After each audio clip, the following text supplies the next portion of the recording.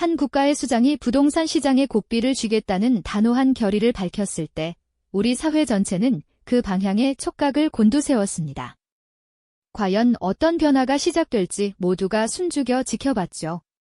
그런데 만약 그 강력한 의지의 칼날이 가장 먼저 향한 곳이 우리가 흔히 똘똘한 한 채라 부르던 특정 지역의 상위 주택들이었다면 과연 어떠한 파장이 일어났을까요?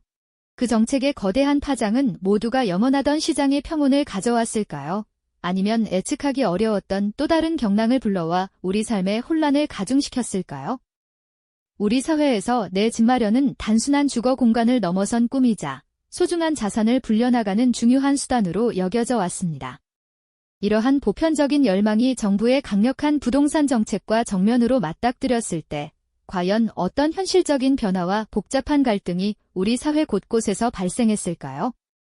겉으로 드러난 정책 발표와 뉴스 헤드라인 뒤편에는 어떤 정책적 의도와 시장의 미묘한 반응, 그리고 평범한 개인들의 삶에 지대한 영향을 미친 이야기들이 숨어 있을까요? 오늘 저희는 그 궁금증을 깊이 파헤쳐보고자 합니다. 어느 시점, 대한민국은 치솟는 집값으로 인해 많은 이들이 좌절감을 느끼는 상황에 직면했습니다. 더 이상 내 집 마련은 꿈꿀 수 없는 허상처럼 느껴지기도 했죠. 이때 한 대통령이 직접 나서 부동산 시장의 불안정을 정면으로 돌파하겠다는 강력한 메시지를 던졌습니다. 그 핵심은 바로 집값 안정화라는 확고한 목표였죠. 대통령은 시장의 혼란을 야기하는 투기 세력과의 전쟁을 선포하며 특히 여러 채의 집을 소유한 다주택자들과 서민들에게는 그림의 떡과 같았던 고가주택에 대해 전례 없는 수준의 강력한 규제를 예고했습니다. 당시 언론에서는 대통령의 단호한 표정과 비장한 선언을 대서특필했고 많은 서민들은 한편으로 오랫동안 기다려온 정책에 대한 기대감을 품었죠. 하지만 또 다른 한편으로는 이 강력한 정책이 불러올 시장의 파장에 대한 미묘한 긴장감을 느끼기도 했습니다. 초기 주택시장은 이러한 발표에 즉각 반응하며 불안정한 시세 그래프를 그리기 시작했죠. 마치 폭풍 전야처럼 모두가 숨죽이며 다음 수를 기다리는 듯 했습니다. 과연 이 단호한 의지가 시장을 잠재울 수 있을까요? 그리고 정부는 왜 이토록 강력한 규제에 칼날을 빼들 수밖에 없었는지 그 배경을 살펴보겠습니다. 그 배경에는 과거 여러 정부가 시도했던 부동산 정책들이 원하는 성과를 거두지 못하고 오히려 시장의 왜곡을 심화시켰던 쓰디쓴 경험들이 자리하고 있습니다. 이는 분명한 학습의 계기였죠. 정책 입안자들은 이러한 실패 사례들을 면밀히 분석하며 부동산 시장의 불안정성이 단순히 주택 수급의 문제를 넘어선 뿌리 깊은 투기 심리에 기인한다고 판단했던 것입니다. 특히 당시 사회 전반에 퍼져있던 똘똘한 한 채 현상을 정부는 주목했습니다. 이는 많은 자산가들이 여러 채의 주택을 처분하고 세금과 관리 부담이 적으면서도 미래 가치가 높을 것으로 예상되는 특정 지역의 고가 아파트 한 채에 집중적으로 투자하는 경향을 의미했습니다. 정부는 이러한 현상이 주택 시장의 양극화를 심화시키고 투기 수요를 부추겨 전체적인 집값 상승을 견인한다고 판단했던 것입니다. 따라서 똘똘한 한 채를 억제하는 것을 투기 심리 차단의 중요한 지점으로 삼았던 것이죠. 이는 정책의 핵심 목표 중 하나였습니다. 정책 결정 회의실에서는 수요를 억제하는 강력한 조치만이 시장의 과열을 진정시킬 수 있다는 논리가 지배적이었고, 이는 곧 공급 부족이라는 근본적인 문제보다는 투기 수요를 잠재우는 데 초점을 맞춘 정책 기조로 이어지게 됩니다. 정부의 강력한 의지가 담긴 칼날은 투기 세력을 향했지만 과연 시장은 그 의도대로 순순히 움직여 주었을까요? 안타깝게도 현실은 정부의 바람과는 다른 방향으로 흘러가는 경우가 많았습니다. 특히 부동산 시장에서 정책의 파장은 늘 예상치 못한 곳에서 터져나오곤 하죠. 강력한 규제는 주택을 투기의 대상에서 벗어나게 하려는 명분을 가졌지만 그 여파는 고스란히 평범한 시민들의 삶에 스며들기 시작했습니다. 특히 한국 사회에서 내 집 마련은 단순히 주거의 의미를 넘어선 성공과 안정의 상징처럼 여겨져 왔습니다. 젊은 세대에게는 미래를 꿈꾸는 기반이자 희망이었고 중산층에게는 오랜 노력으로 일군 자산이자 노후를 지탱해줄 든든한 버팀목이었죠. 그런데 이처럼 중요한 내 집 마련의 꿈이 정부의 정책 앞에서 흔들리기 시작하면서 많은 이들이 깊은 좌절감과 박탈감을 느끼게 됩니다. 가파르게 치솟는 집값을 보며 이제 막 사회생활을 시작한 청년들은 아파트 단지 앞을 그저 바라만 볼 수밖에 없었을 겁니다. 아무리 노력해도 내 집 마련은 요원한 꿈처럼 느껴졌을 테고요. 신혼부부들은 불안한 표정으로 미래를 의논하며 한숨과 함께 영끌이라는 신조어를 만들어내기에 이르렀죠. 말 그대로 영혼까지 끌어모아 대출을 받아야만 겨우 집을 살 수 있는 현실이 된 것입니다. 이미 집을 가지고 있던 이들은 세금 부담에 허덕이고 새로 집을 사려던 이들은 더 높아진 문턱 앞에서 좌절하는 그야말로 진퇴양난의 상황이 펼쳐진 거죠. 이러한 정책의 여파는 결국 자산 양극화라는 또 다른 그림자를 드리웠습니다. 정책의 목표가 집값 안정화였음에도 불구하고 시장의 일부 지역에서는 오히려 가격이 더 치솟는 기현상이 발생하기도 했으니까요.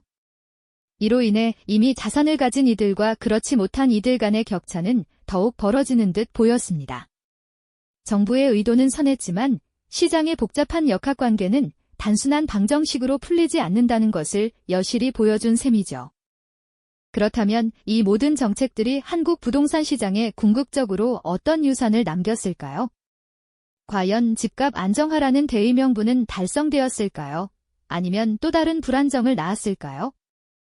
단기적인 지표만 놓고 보면 일시적인 안정 효과가 있었던 것처럼 보일 수도 있습니다. 하지만 장기적인 관점에서 보면 정책의 한계와 함께 예상치 못한 부작용들이 분명히 나타났습니다. 복잡하게 얽힌 실타래처럼 부동산 시장은 더욱 풀기 어려운 숙제가 되어버린 것이죠. 전문가들 사이에서도 이 정책에 대한 평가는 극명하게 엇갈립니다. 어떤 이들은 투기를 억제하고 실수요자를 보호하려 했다는 점에서 긍정적인 의미를 부여하기도 합니다. 반면 또 다른 이들은 시장의 자연스러운 흐름을 왜곡하고 주택 공급 부족을 심화시켜 결국 집값을 더 끌어올리는 결과를 초래했다고 비판하기도 하죠. 과거와 현재의 주택 가격 비교 그래프를 보면 특정 시점에서는 가격 상승세가 둔화되거나 하락하기도 했지만 또 다른 시점에서는 오히려 더욱 가파르게 오르는 모습을 확인할 수 있습니다. 결론적으로 이 정책은 안정이라는 목표를 향했지만 많은 이들에게 또 다른 불안을 안겨주었던 복합적인 결과를 낳았다고 볼 수 있습니다. 정책의 의도가 아무리 훌륭해도 시장의 현실과 개인의 삶에 미치는 영향은 예상보다 훨씬 더 복잡하고 다층적이라는 것을 깨닫게 해준 중요한 사례가 아닐까요? 이처럼 한국 사회의 부동산 문제는 단순한 경제적 수치를 넘어선 우리 모두의 삶과 직결된 사회적, 심리적 문제임을 다시 한번 생각하게 합니다.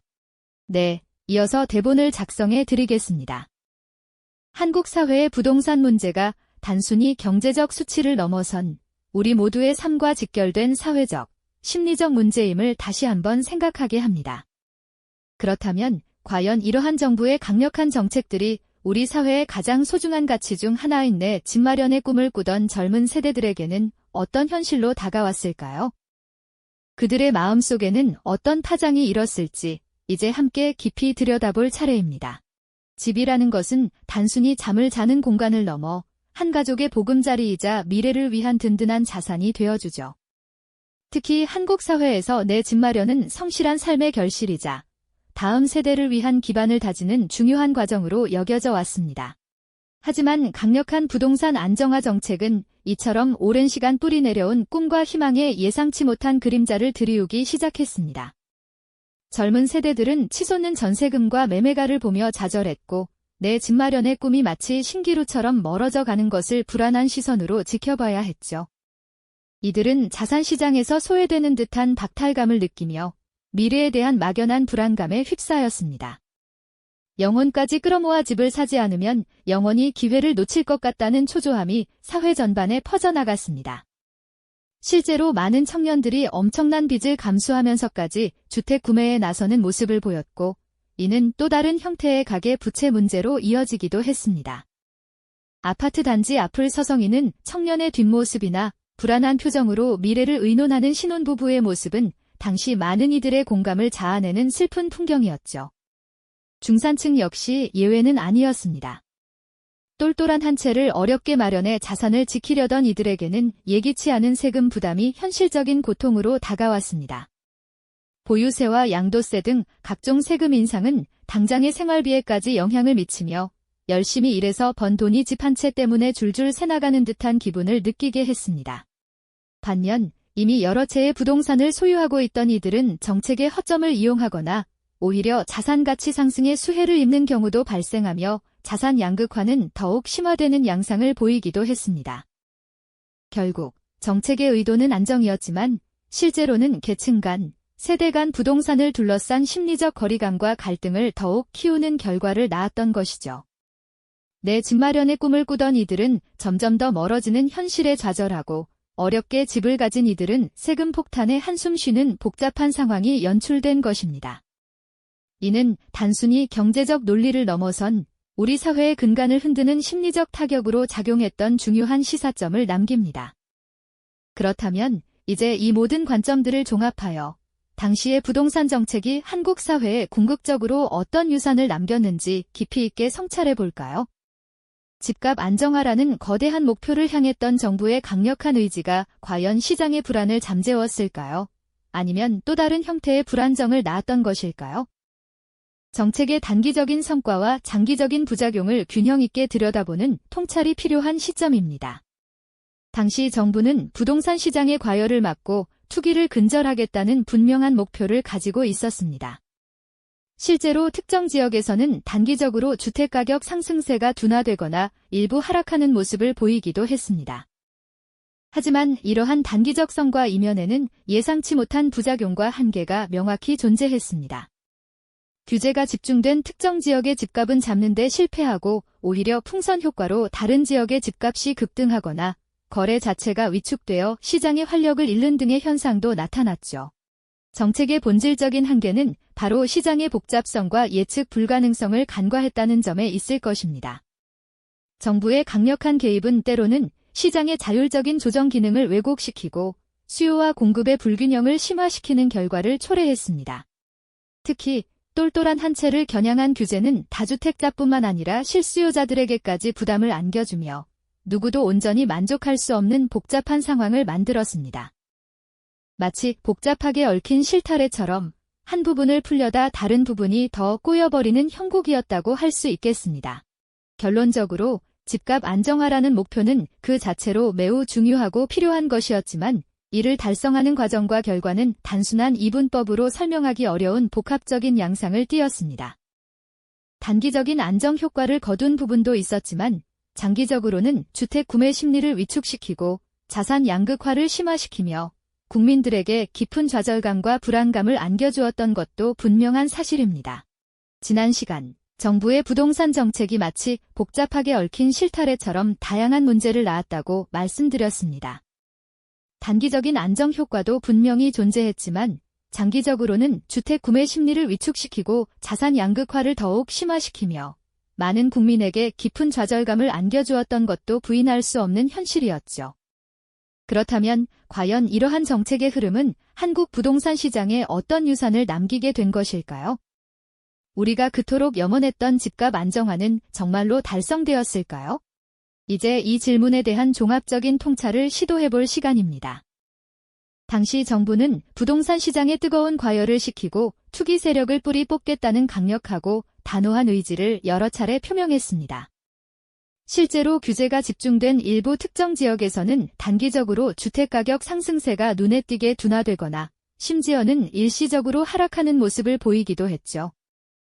하지만 시간이 흐르면서 이러한 단기적인 성과 뒤에 가려져 있던 그림자들이 하나둘씩 서서히 모습을 드러내기 시작했습니다. 규제에도 불구하고 특정 지역의 집값은 굳건히 버티거나 오히려 풍선 효과를 일으켜 주변 비규제 지역의 가격을 급등시키는 현상이 나타나기 시작했습니다. 또한 강력한 규제는 거래 자체를 위축시켜 시장의 활력을 급격히 떨어뜨렸고 이는 매물 잠김 현상으로 이어지며 실수요자들의 주택 구매를 더욱 어렵게 만드는 역설적인 상황을 초래하기도 했습니다. 정책의 본질적인 한계는 바로 시장의 복잡성과 그 예측 불가능성을 충분히 간과했다는 점에 있었습니다. 정부의 강력하고 일방적인 개입은 때로는 시장의 자율적인 조정 기능을 심각하게 왜곡시켰고 수요와 공급이라는 기본적인 경제 원리의 균형을 깨뜨리는 결과를 초래했습니다. 특히 한국 사회에서 똘똘한 한 채로 불리던 고가주택과 다주택자들을 겨냥한 규제는 다주택자뿐만 아니라 미래의 똘똘한 한 채를 꿈꾸던 실수요자들에게까지 예상치 못한 큰 부담을 안겨주었습니다. 이는 결국 정책의 의도와는 달리 누구도 온전히 만족할 수 없는 매우 복잡한 상황을 만들어낸 셈이 되었죠. 마치 미로 속에서 출구를 찾기 위해 애쓰는 사람처럼 한쪽 문을 열면 다른 쪽 문이 닫히는 형국이었다고 비유할 수 있을 것 같습니다. 결론적으로 집값 안정화라는 대의명분 아래 추진되었던 정책의 날카로운 칼날은 한국인의 보편적인 자산관념이자 내 집 마련의 꿈을 상징하던 똘똘한 한 채라는 오랜 신화에 깊은 균열을 내고 말았습니다. 이 깊은 균열은 정책의 이상적인 의도와 시장의 냉혹한 현실, 그리고 평범한 개인들의 삶이 예상치 못하게 엇갈리는 충돌의 순간들을 여럿 만들어냈습니다. 집을 이미 소유하고 있던 이들에게는 보유세와 양도소득세 등 급격히 늘어난 세금 폭탄이라는 현실적인 경제적 고통을 안겨주었고요. 반대로 이제 막내 집 마련의 꿈을 키우던 젊은 세대와 무주택자들에게는 더욱 높아진 진입 장벽과 함께 깊은 좌절감, 그리고 상대적 박탈감을 안겨주었습니다. 정책의 궁극적인 목표는 분명 투기를 억제하고 모든 국민의 주거 안정을 도모하는 것이었지만 그 결과는 모두에게 만족스러운 산정이 아닌 오히려 또 다른 형태의 불안정과 사회적 갈등으로 다가왔던 것이죠. 자산 양극화는 더욱 심화되었고 무리하게 대출을 받아 집을 사는 명끌이라는 신조어가 탄생할 만큼 주택 구매 행태도 비정상적으로 만연했습니다. 이러한 사회적 현상들은 단순히 경제적 수치로만 파악할 수 있는 문제가 아니라 우리 사회 전반에 걸친 심리적, 문화적 상흔으로 깊이 남게 되었습니다. 집이라는 것이 단순한 주거 공간의 의미를 넘어선 자산 증식의 핵심 수단이자 사회적 지위의 상징이 되어버린 현실 속에서 과연 정책은 이러한 복합적인 인간의 욕망과 심리를 제대로 읽어내고 대응했던 것일까요? 우리는 이 시대를 관통했던 부동산 정책의 흐름을 통해 주택 문제가 단순히 경제적인 수치나 공급량만으로 해결될 수 없는 우리 사회의 근본적인 가치관과 깊이 연결된 복잡한 문제임을 다시 한번 깨닫게 됩니다. 과거의 정책들이 현재 한국 사회의 심각한 자산 불평등과 해결되지 않는 주거 문제에 어떤 깊은 그림자를 드리우고 있는지 성찰하는 것은 미래의 현명한 정책 수립과 우리 개개인의 현명한 주택 선택에 중요한 시사점을 제공할 것입니다. 집이라는 존재가 우리에게 진정 어떤 의미인지, 그리고 앞으로 우리는 이 복잡하게 얽힌 실타래를 어떻게 풀어가며 더 나은 미래를 만들어가야 할지 깊이 있는 질문을 던져봅니다. 이 영상이 도움이 되셨다면 좋아요와 구독 부탁드립니다. 여러분의 응원이 제게 큰 힘이 됩니다. 다음 영상에서도 더 유용한 정보를 공유하겠습니다. 감사합니다.